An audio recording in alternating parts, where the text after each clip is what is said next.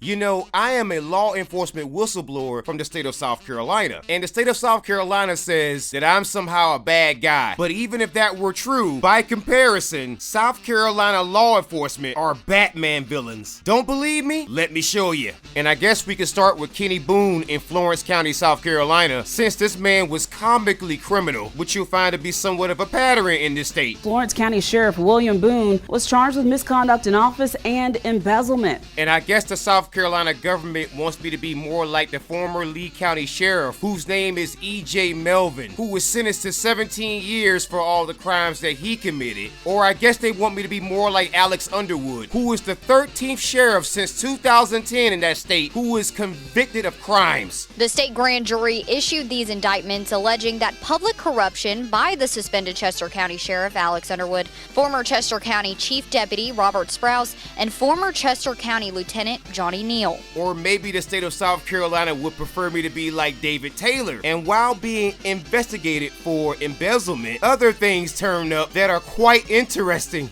And oh, I guess I could be more like the former Berkeley County Sheriff, whose name is Wayne DeWitt, and have to plead guilty to crimes. And hey, what do you know, I could be like former Greenville County Sheriff Will Lewis and have multiple mugshots out there, because you know, that is just a symbol of accountability. Former Sheriff Will Lewis here out of Greenville County.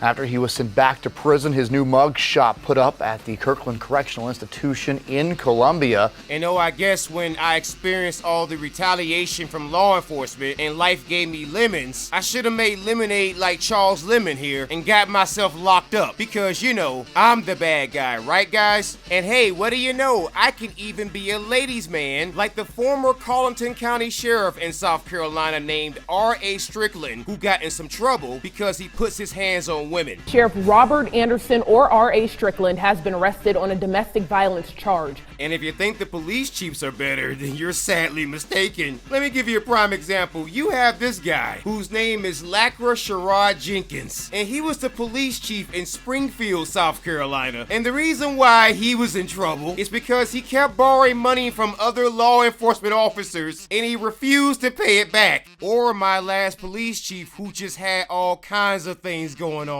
Former Columbia Police Chief Randy Scott in trouble once again after failing court-ordered drug tests.